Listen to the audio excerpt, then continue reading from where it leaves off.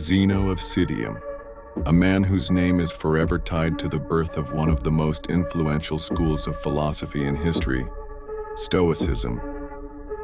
His journey, marked by loss, struggle, and discovery, was anything but easy. Yet it was precisely these hardships that shaped his character and gave rise to a philosophy that, more than 2,000 years later, still inspires and guides people around the world. This is not just a story of events, it is a story of the mind and the spirit, the story of how ideas capable of changing lives were born. Shipwreck and shattered hopes. Around 300 BC, a merchant ship sailed across the turbulent waters of the Mediterranean. On board was a young man named Zeno, born in the city of Citium on Cyprus. He was the son of a wealthy Phoenician merchant, heir to a life of comfort, destined to continue the family business and live in prosperity. But fate had other plans. Near the port of Piraeus, a violent storm struck. The waves, like furious beasts, battered the ship until it sank. Zeno barely survived, but he lost everything. His cargo, his fortune, and the future he had once imagined. He washed ashore in Athens, a stranger in a foreign city with nothing but the clothes on his back. This moment became the turning point of his life. Losing all his wealth brought him into a deep spiritual crisis.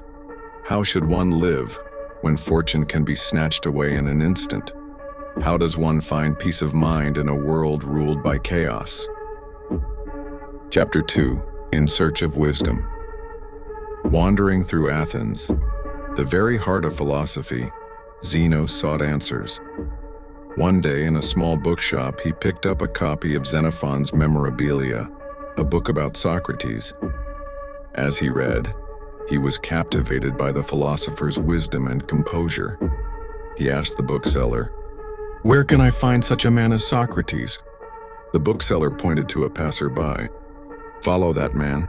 His name is Crates of Thebes, a cynic." Thus began Zeno's philosophical education. The cynics taught radical simplicity, to reject wealth, social conventions, and live as close to nature as possible. Zeno admired Crates' integrity, but soon realized that cynicism's rejection of culture and learning was too extreme for him. So he kept searching. He studied with Megarians, Platonists, and other schools of thought. He absorbed knowledge from everywhere, analyzing and comparing. But what he sought was not fragments. It was a complete vision of life, one that united reason, nature, and virtue. Chapter 3. The Birth of Stoicism.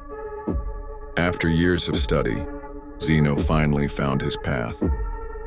He concluded that true happiness is not found in rejecting everything as the cynics taught, nor in the pursuit of pleasure as the Epicureans believed.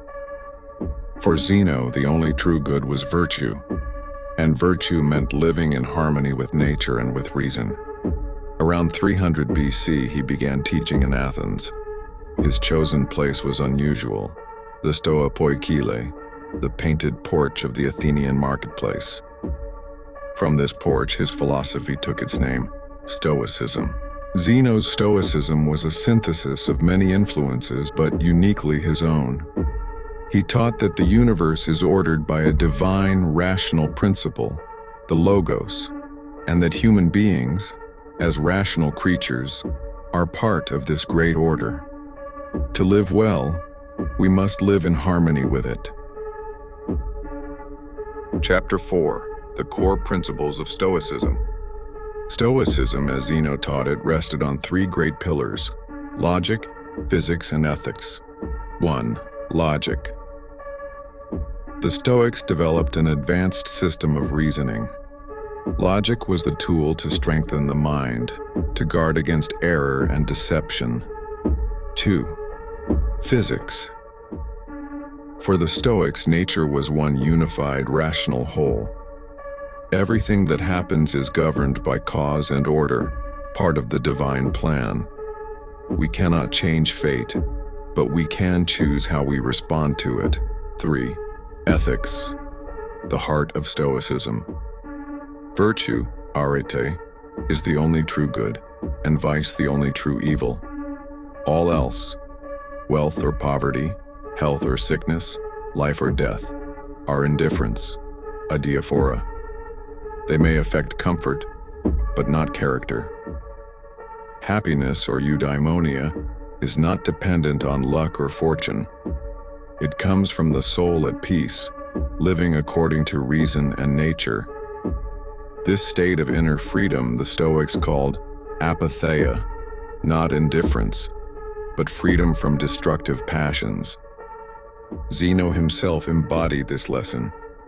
He could not control the storm that sank his ship, but he could control how he responded. He had lost his fortune, but gained wisdom. His teaching could be summed up in 2 rules. Keep your mind calm. See things as they truly are. Chapter 5, Legacy of Zeno. Zeno of Citium lived a long and respected life in Athens. He became known for his honesty, humility, and wisdom. The Athenians even offered him citizenship, but he declined out of loyalty to his native Citium. When he died, the city honored him with a statue. His students, Cleanthes, Chrysippus, and later Roman thinkers like Seneca, Epictetus, and Marcus Aurelius, carried his philosophy forward, spreading it across the Mediterranean world. The influence of Stoicism cannot be overstated. It shaped Roman law, touched early Christianity, and even echoes in modern psychology and cognitive behavioral therapy. The story of Zeno is a reminder that sometimes the greatest beginnings are hidden within disaster. A man who lost everything in the sea found something far greater, a philosophy of freedom, courage, and meaning. And even today, whenever we face hardships, we can look back to Zeno's path and remember that while we cannot control the storms of life, we can always control ourselves.